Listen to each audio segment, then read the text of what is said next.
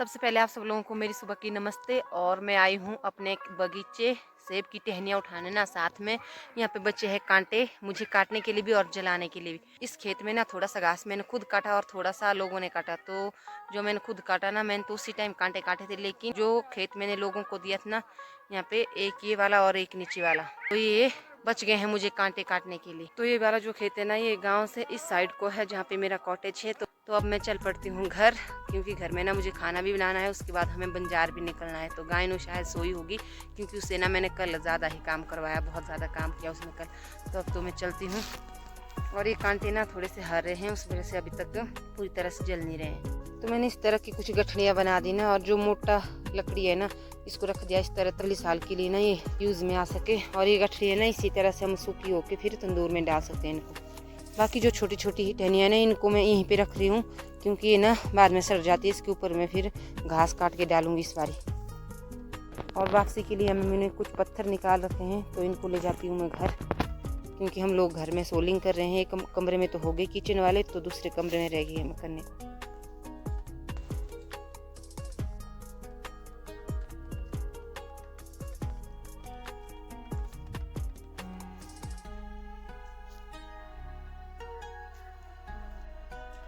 तो मेरा जो खाना ना वो हो चुका है तैयार। यहाँ पे बना दी मैंने टमाटर की सब्जी। मैंने सोचा जल्दी जल्दी में क्या बनाऊं, तो मेरे पास और ऑप्शन नहीं था फटाफट बनाने का। मैंने टमाटर की सब्जी और यहाँ पे बना दी मैंने चटनी।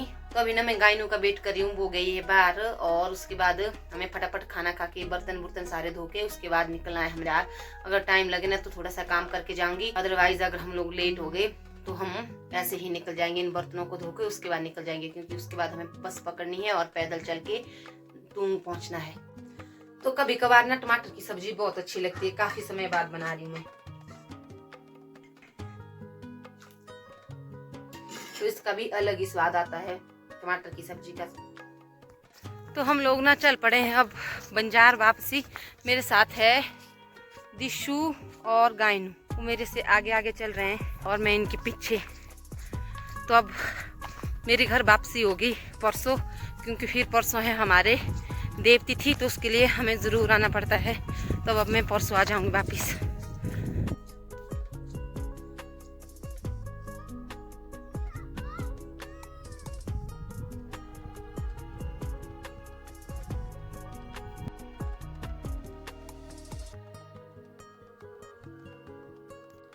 और बिल्कुल वहाँ पे बने हैं हमारे होम स्टे, एक यहाँ और एक वहाँ पे।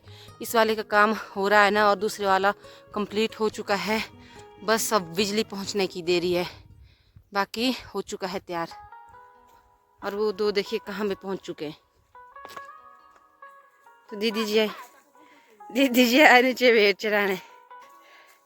तो इनके पास इतनी सारी भेड़ है। आजकल नहीं है सब आओ थार चारने, पर इन्नू नहीं है आजकल है। तो फ्रेंड्स अब जाके हम लोग फ्री हो गए ना। जैसे हम लोग घर से आए ना, तो इतनी गंदगी ना यहाँ पे बहुत ज़्यादा थी। साफ़ सफाई करने तो बर्तन छूट गए थे धोने को। मैं तो दुखी हो गई भाई, क्या करूँ। तो मेरे साथ का इन्होंने भी हेल्प की, फिर कपड़े भी धोने को थे। तो हम लोग ना परसों गए हैं, और मैंने इसके पापा को रखा था बोल के कि परसों शाम को ये कपड़े धो देना, क्योंकि कल था उनका क्रिकेट का मैच और आज भी है।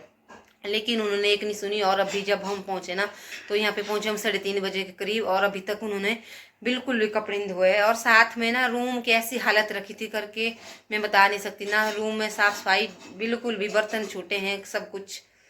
और बाहर जो बरामदा है हमारा ना छोटा सा वैसे भी, लेकिन वहाँ पे झाड़ू नहीं मारते हैं। वो दिन का एक बार ही मारते हैं, और मैं ना हर बार ही मारती हूँ जब भी जैसे ही धूल पड़ती है। उनको नहीं है मतलब, सुबह का एक बार मार लो चाहे उसमें गंद पड़ जाए कितनी भी, फिर मारेंगे दूसरे दिन ही। तो मेरा ना बाहर से आते ही दिमाग खराब हो जाता है। तो मैं उसके बाद बैठी भी नहीं और सीधे लग गई साफ सफाई करने। अब गर्म कर दिया पानी अपने को नहाने के लिए, क्योंकि मैं आते वक्त भी नहीं नहाई थी। और गायनू लगी है वहाँ पे खाना खाने, मेरे लिए मुझे लगता बचा नहीं है। नहीं बचा है, अब क्या करूँ मैं, तेरे साथ खाऊं, इतना सा तो है ये। और मंशु के पापा निकल गए बाहर, क्योंकि उन दो को ना मैंने दोनों को गालियाँ दे दी। तो वो यहाँ से चले गए हैं बाहर।